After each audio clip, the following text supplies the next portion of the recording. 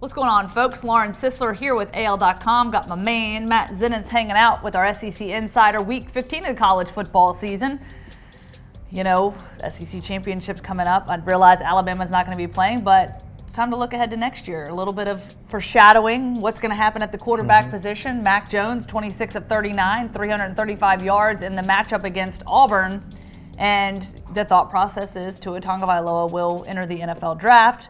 So then what does that leave Alabama in terms of the quarterback room and the quarterback battle heading into the 2020 season? I can't believe I'm saying 2020. That's weird, it feels right? weird. It feels weird that it's December right now of 2019. But looking ahead to next year, so this was essentially an early audition for Mac for next year. So getting this opportunity, which obviously came under less than ideal circumstances, it was a means to him to be able to show what he could do going into that competition, that expected competition for next year.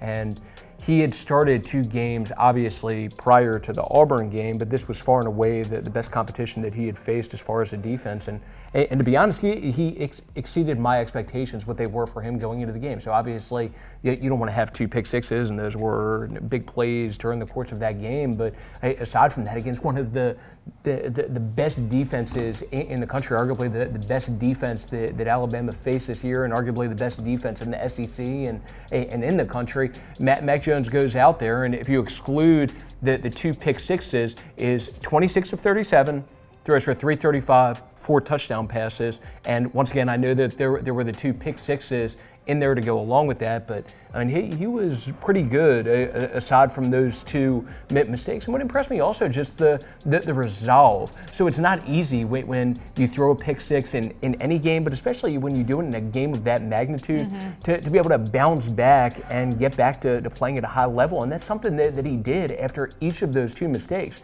Bounced back and was very good following those mistakes, which was something that impressed me also. So it's going to be really interesting next year. Obviously, the expectation is that Tua is going to move on, which will leave Alabama in a position where they'll have a competition going into next season when that does happen. And you have Mac Jones, who I think it's probably fair to say that he'll be the leader in the competition going into that, just based on his experience. But you have Tua's brother, Talia, who will be there, who played a little bit just in mop-up, backup duty this year. And then Bryce Young, it's interesting. So that was going to be my question for you. Yeah, Where does Bryce Young, the 5-star that comes in, exactly, to potentially take the reins early in his career? At the very least, he's going to challenge. So it's interesting because Mac, I feel like, gave himself some momentum with that performance against Auburn, even with those 2 pick sixes. But today,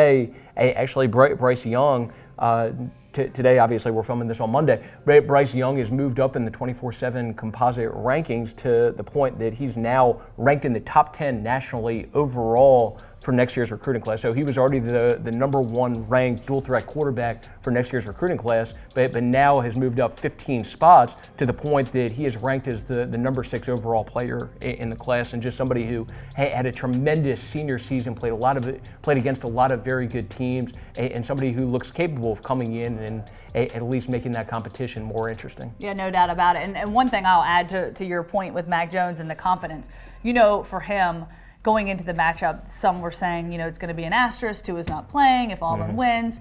But the way that game played out, and obviously the back and forth, and obviously to your point, he throws the pick six, but unrattled, keeps going. It's loud. It's Jordan-Hare Stadium. It's crazy. Tough environment. Tough environment. And so I think he has now been proven and tested in a big game, and it certainly helps because before that, you had 2 less than proven games when you have Arkansas, obviously, and Western Carolina are his 2, samplings. Yeah. So I definitely think it can carry over into the spring, and not only just for the coaches and them, but him himself can feel pretty good about that performance, and certainly a lot to build on there. But it'll be interesting to see how things shake out.